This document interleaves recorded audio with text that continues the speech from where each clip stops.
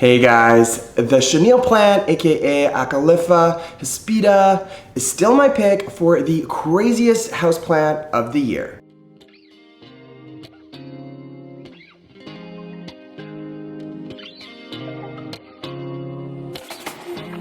Wake up and smell the roses. Try hard not to lose focus. There's too much to do.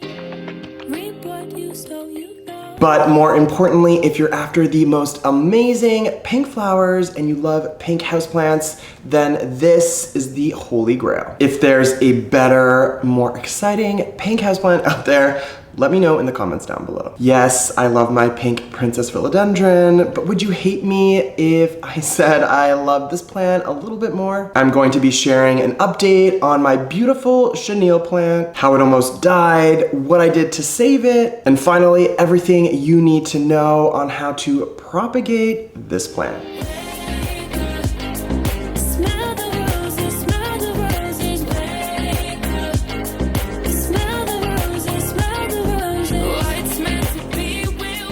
In the 6 months of owning this plant, it's been a bit of an emotional roller coaster. There have been moments of panic, exhilaration, and to be dramatic, pure bliss. Even after all of this time, I still find myself staring at this plant in awe. It's truly so unique and beautiful. And in all honesty, that's why I need to propagate this plant, is to basically ensure its future. I guess what I'm saying is I love my Chenille plant, can't imagine life without it. Is that weird?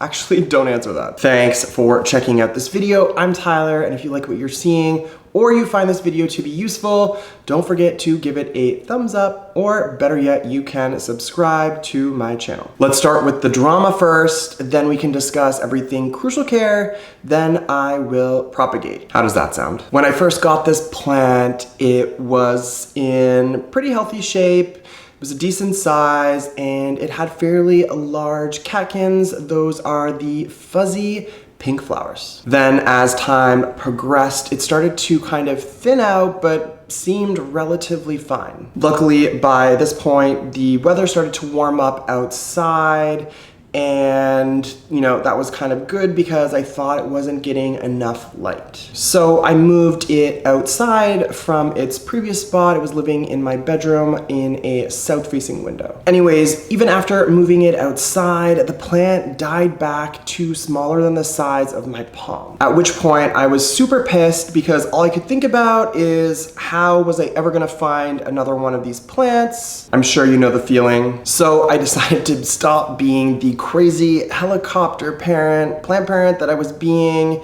and just kind of step back, and it totally bounced back, and now it's thriving and doing so much better than it was before. Although it may not have been getting quite enough light, I don't actually think that was the problem. I think the whole situation came down to fertilizer. So let me explain. When I was originally doing some research on how to care for this plant way back when, I was reading a lot of information on how these plants are heavy feeders and that they need to be fertilized frequently. So that's what I did. I used a diluted, well-balanced liquid fertilizer on a weekly basis, and I'm not sure if I gave it too much or what the case may be. Since I stopped fertilizing it, it's done more than well. One possibility is that the nursery had included some slow-release pearls in the soil mix, and then in combination with the fertilizer that I was providing the plant, it was probably totally overkill.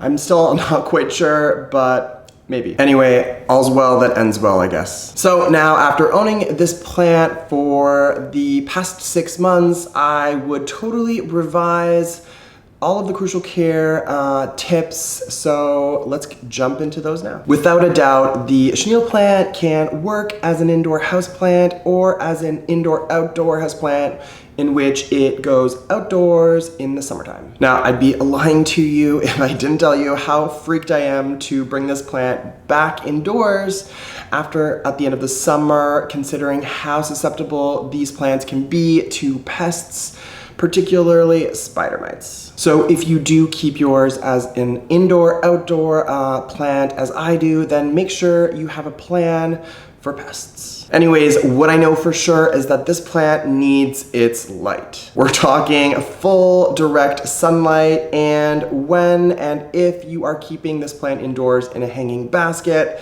just make sure that the basket's hanging low enough and as much as the plant as possible is getting that full, bright, direct sunlight. The chenille plant loves to drink, and with rich, well-draining soil, it's next to impossible to overwater them. As always, just remember that watering is a function of light and how much light it's receiving. So if you have a rainy week or an overcast week, just make sure that you can adjust your watering accordingly. Do not let the soil of your chenille plant dry out. That's going to create problems for the plant as well as potential problems with pests. If you're interested in more content like this, please give this video a thumbs up or leave a comment down below. To really show me some love, click the bell for alerts and notifications for future content. All right, let's procreate. I'm going to be using cuttings to propagate this chenille plant. You want each cutting to be 5 to 6 inches long with several leaves.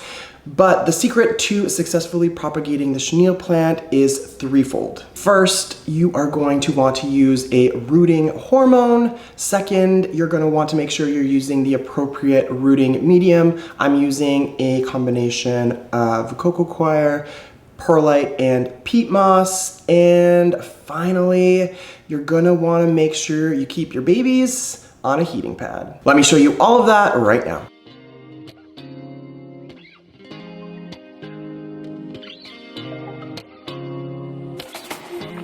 Wake up and smell the roses. Try hard not to lose focus. There's too much to do. Reap what you sow, you know this. Blessings come and go, but either way, there's too much to lose. Why do you second guess yourself? Don't place your dreams upon a shelf. Don't be so sleep on yourself. Dear insomniac, please check your health. Then you'll need to keep your little chenille plant babies in a south-facing window and water them accordingly. Well, that's it for me. Miss you guys already. Oh yeah, don't forget to give this video a thumbs up, hit that subscribe button. Until the next one.